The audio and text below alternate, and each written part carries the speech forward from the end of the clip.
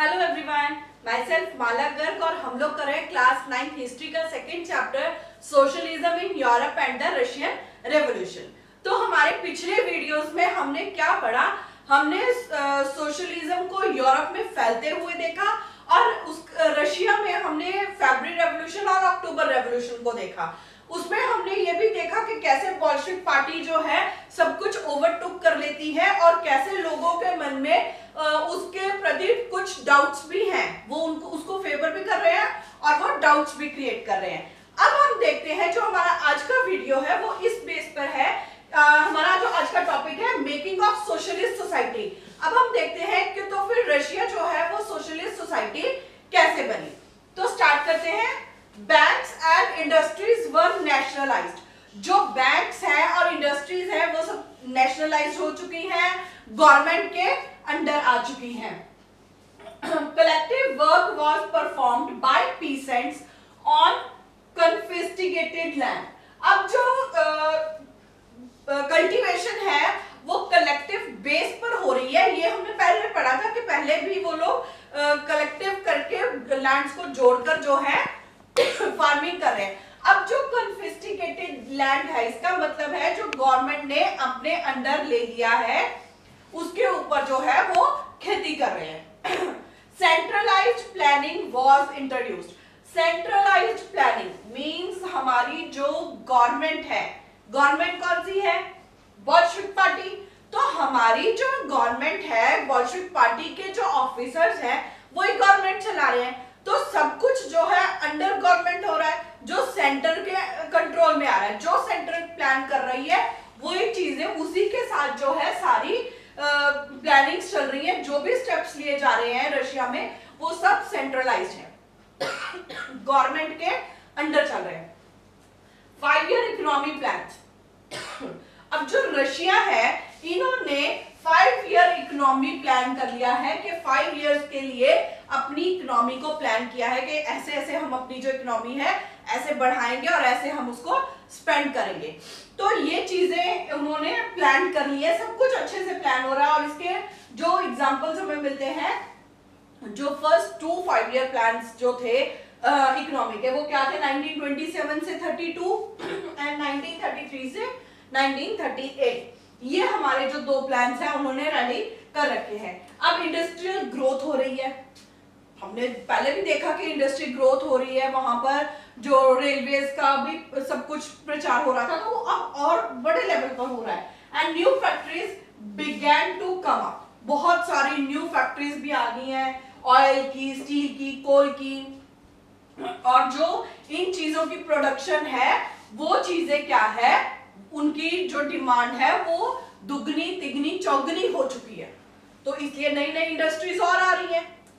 अब आप देखोगे कि ये सब कुछ बहुत अच्छा हो रहा है। बोल्शेविक पार्टी का हम तो पीछे वीडियोस में बात कर रहे थे कि जो लोग हैं वो उनको लग रहा है कि डाउट भी आ रहा है बोल्शेविक पार्टी अच्छा कर रही है या नहीं कर रही। और बोल्शेविक पार्टी भी कहीं ना कहीं ऐसी जगहों पर कुछ ना कुछ हिंट्स दे देती थी जहां उनको नुकसान होता था। तो अब ये कैसे सब कुछ जो है सब कुछ चल रहा है, सेंट्रलाइज्ड प्लानिंग है, कन्फिस्टिकेटेड लैंड मींस लोगों का लैंड भी गवर्नमेंट ने अपने हाथ में कर लिया, फिर भी कोई कुछ नहीं बोल रहे? नहीं, ऐसा नहीं है। सब कुछ अच्छा नहीं हो रहा था, यहाँ कुछ प्रॉब्लम्स भी थी। तो चलिए अब हम अपनी प्रॉब्लम्स देखते हैं। तो अब हम देखते हैं क्या चैलेंजेस थे।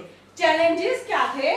Rapid construction led to poor working condition specially in the city of Magnitogorsk. Means के जो इतनी ज्यादा कंस्ट्रक्शन हो रही थी, बड़े लेवल पे हो रही थी, मैंने आपको बताया ऑयल कोल स्टील की फैक्ट्रीज लग रही थी, उस वजह से जो वर्कर्स थे उनकी कंडीशन बहुत बुरी थी। उनको प्रॉपर रेस्ट नहीं मिल रहा था, प्रॉपर खाने पीने के लिए नहीं मिल रहा था। तो इसलिए जो हमने यहाँ कहा है कि पुअर वर्किंग कंडीशन थी जो वर्कर्स थे उनकी। Workers lived hard lifes. उनकी जो लाइफ थी बहुत हार्ड थी। अब आप देखो विंटर का टाइम था तो they have to come down from the 4th level. उनको 4थी मंजिल से नीचे आना पड़ता था।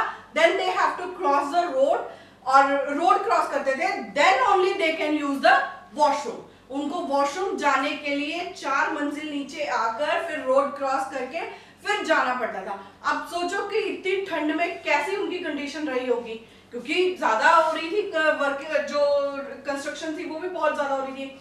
इसका क्या कारण निकला? एज अ रिजल्ट क्या रिजल्ट था? 550 stoppages of work in the first year. पहले साल में ही जो थे इनका जो काम था वो 550 टाइम्स रुका। किस लिए रुका? कभी कोई डिमांड्स रख दी वर्कर्स ने, कभी कोई कॉज हो गया, है ना। तो ये जो थे रीजन से, अब इनकी जो एक इंडस्ट्री लगी थी वो 3 इयर्स में कंप्लीट हो गई थी। जो हम रैपिड कंस्ट्रक्शन बोल रहे हैं कि जल्दी जल्दी हो रही थी, वो इस वजह से हो रही थी। और जो ये फर्स्ट ईयर में ही उस इंडस्ट्री की जो कंस्ट्रक्शन थी उसमें 550 स्टॉपेजेस मिले थे। अब हम सोचते हैं कि गवर्नमेंट ने इसके लिए क्या किया, तो गवर्नमेंट भी तो थोड़ा ध्यान देगी कि कहीं ऐसा ना हो हमारे भी जो रशिया है ग्रो करे, लोगों को मिले। तो उन्होंने क्या किया? Extended schooling for workers and peasants. उन्होंने जो वर्कर्स और पीसेंट्स थे उनको यूनियन इकोनॉमी पढ़ाने के लिए स्कूल्स मतलब ज्यादा खोल दिए, उनकी उसमें करवा दी कि वो लोग ये स्कूलिंग कर सके, सीख सके, जो यूनियन इकोनॉमी है उसके बारे में उनको ज्यादा पता लगे, क्योंकि उनको पता लगेगा तभी वो गवर्नमेंट का साथ देंगे। और क्रैचेस वर एस्टेब्लिश्ड। जो क्रैचेस थी, क्रैचेस मींस जहां छोटे बच्चों को संभाला जाता है, तो जो वुमेन वर्कर्स थी, हमने देखा कि वहां वुमेन वर्कर्स भी काम कर रही थी, तो अब बच्चे भी तो वही संभालेंगी, तो क्या करेंगे? तो उन्होंने क्या किया? फैक्ट्रीज में छोटी छोटी क्रचेस बना दी गई, रूम्स अलाउड कर दिए, मींस वहां पर बच्चों को संभाला जाता था, उनको प्ले एरिया वगैरह दे दिया जाता था। तो मदर्स देखती भी थी उनको और काम भी करती रहती थी कि सेफ है, राइट। तो crutches were established. Modern living quarters were set up for workers.